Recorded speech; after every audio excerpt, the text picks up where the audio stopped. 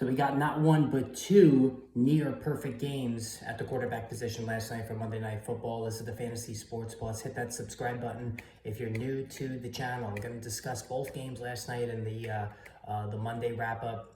Jayden Daniels, Josh Allen. If you needed them to come through for Monday night to win your matchup, probably were successful in that venture, as both guys were just unbelievable last night. And we're going to start with the Washington game and Jayden Daniels.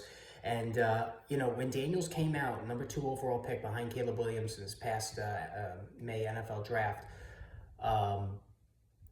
the question with Daniels was, how good was he as a passer, considering he had 2 of the best wide receivers in the entire country in the LSU offense? Like, it was, the fact that having those weapons around him made him better than he appeared, or was he just really a skilled player no matter what? Well, we got a firm answer last night against the Cincinnati Bengals, as Daniels was nearly flawless. 21 of 23, 254 passing yards, 2 touchdowns, no interceptions, and he ran for 39 yards and a third score. So 30 fantasy points for Jayden Daniels and a 6 passing point touchdown passing league. He was just phenomenal, like breathtaking, phenomenal, terrific. Any kind of positive adjective you can use certainly applies for Jayden Daniels in this game. And, really moving forward, and I said from the beginning of the season, I thought he was the better fantasy prospect than Caleb Williams. He's a top 12 guy. And he didn't even really run as much last night as well. I know in the opener he ran like crazy. He didn't really do that as much the last 2 games. We've heard the comparisons to Justin Fields, but Jayden Daniels is a much better passer with touch, accuracy, all of that than Justin Fields. So Jayden Daniels is a top 12 guy the rest of the way, and he gets a really appetizing matchup in Week 4 against the Arizona Cardinals. So I'm firing him up. I'm actually starting Jayden Daniels over Jalen Hurts in the league that I have both of them for Week 4. That's how confident I am in him. Now, as far as the rest of the Commanders' offense, Terry McLaurin, we got a Terry McLaurin sighting, 4 catches for 100 yards on the score. It's been a slow go for Terry McLaurin, but at least this is a sign of possible good things going forward. And the other thing I wanted to mention too is Cliff Kingsbury. As much as he got criticized as a head coach, his offense works. It's proven to work in the NFL. He's already getting Jayden Daniels up to speed. And I said before the season, Brian Robinson was going to be a thing in terms of scoring touchdowns. While his rushing output wasn't very impressive last night, 16 of 33, he did score another rushing touchdown. He added 1 catch for 4 yards, so he's not a PPR back, right? Even in PPR leagues, he's a running back too, but in standard leagues, he's moving toward like high-end running back 2 value because he's going to score almost every week. Again, this is the modus operandi of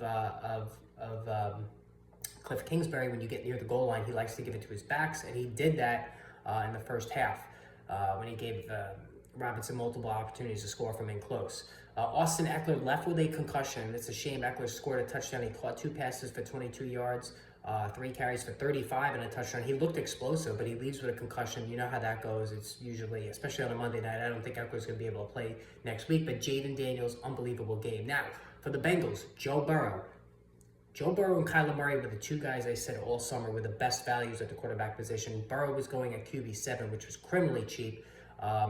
In this battle of LSU quarterbacks, he showed up as well. 29 of 38, 324, and 3 scores. So Joe Burrow was dealing the entire night. And listen, we knew on paper this was going to be an easy matchup for him because the Commanders are just so inept at stopping the pass, and he certainly came through here. Jamar Chase, 6 for 118 and 2 scores. So perhaps Jamar Chase, now he's interested. That's not fair. I mean, we don't know if he was dogging it or not about the contract, but he didn't play very well the first 2 weeks. And Andre Iosivas, 5 for 52 in his score. He's scoring almost every week now. And T. Higgins, 3 for 39 in his return. So, I've never been a fan of T. Higgins, just always hurt, underperforms. But Jamar Chase, this is a really good sign if you're a Jamar Chase owner. Now the running game.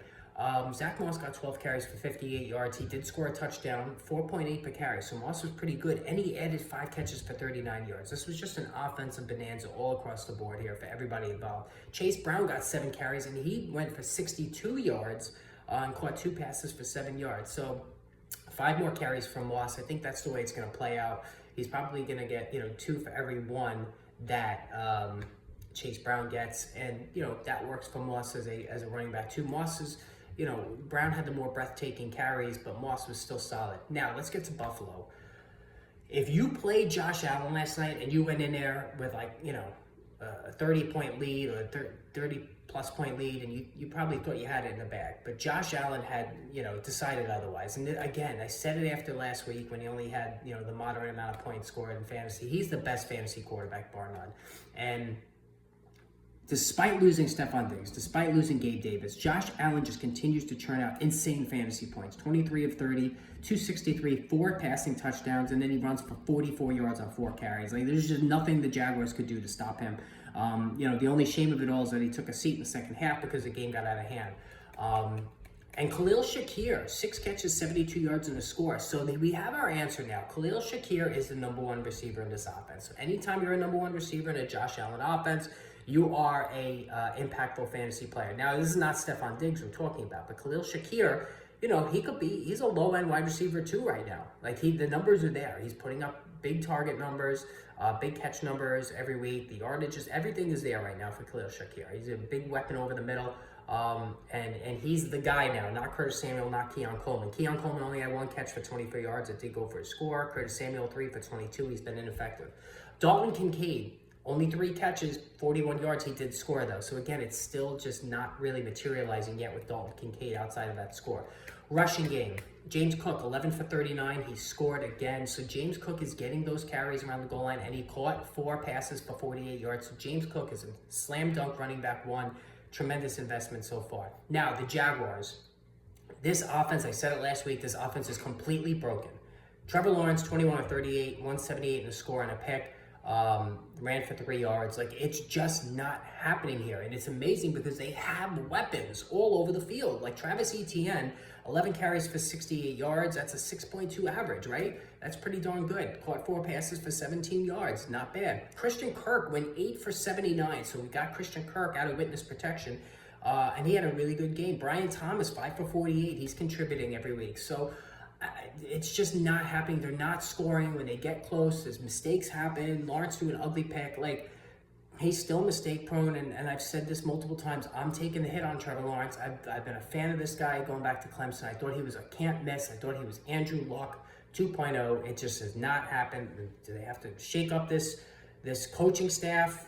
I don't know, but it's not working. You benched every Jaguars player right now outside of Travis Etienne and Brian Thomas in a deeper league. It's just ugly. All right, guys, make sure you hit that subscribe button. More videos coming later on today, so stay tuned.